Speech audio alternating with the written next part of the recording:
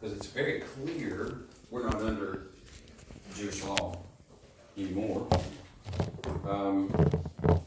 But if it's really a part of Jewish law per se, is probably one way to approach it in the beginning. And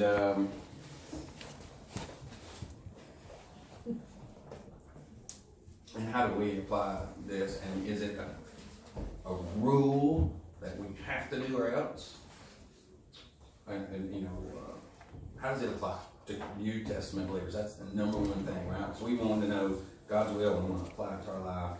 And so that's how you have to look at this.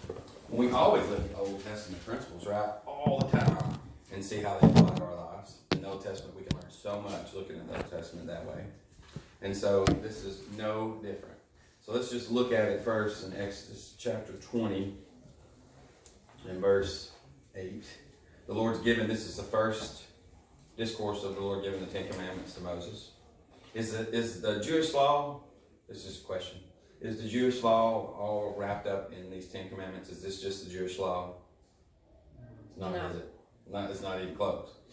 And this is the beginning, kind of the staple that starts the whole thing.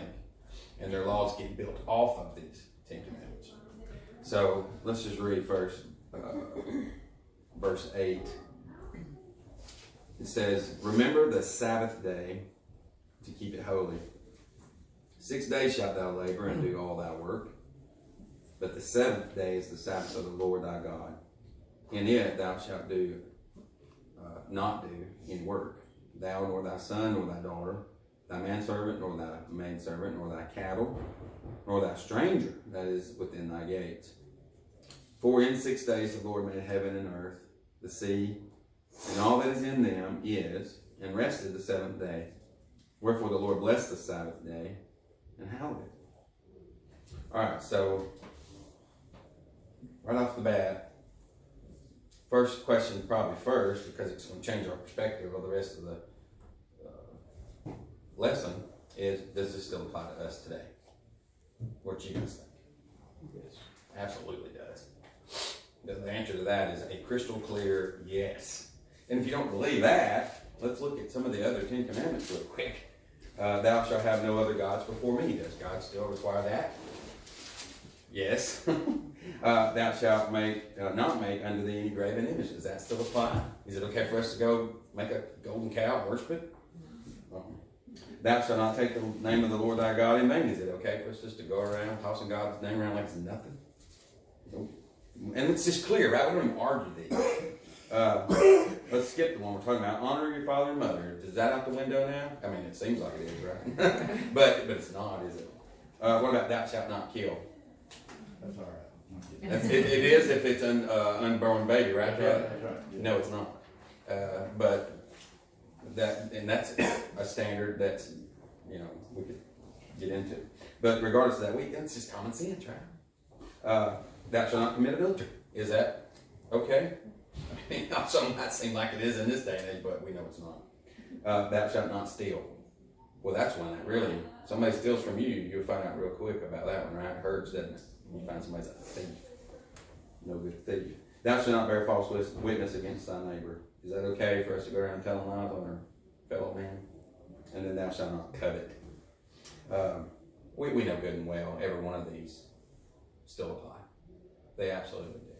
Like I said a minute ago, was this really the Jewish law? No, it wasn't. The Jewish law was built off of these commandments. And a commandment, by the way, is a commandment just a good idea? What's a commandment? Command. It's a command. And it's backed up by the authority of the one giving it. So think about that for a minute. Not only is it a command, but who's given the command? It's God.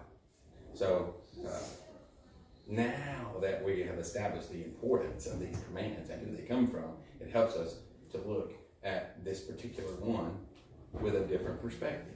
So it does still apply to us. What? So the 7 day Adventists are right. We should be worshiping on Saturday and not doing anything at all, correct? Wrong. That's not true either. So, how does it apply? There's where the $10 million question comes in. How does it apply? to us. So what does Sabbath mean? That's another, I think, controversial question. Because most people think it means, it's like the Hebrew word for seventh, right? I mean, seventh in English is Sabbath in Hebrew, right? No, it's not. But that's a misconception. So don't think that that's what it means. It doesn't. It does not mean seventh.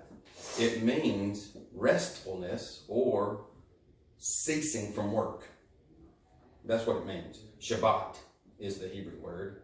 It means to cease from work or restfulness related to your works.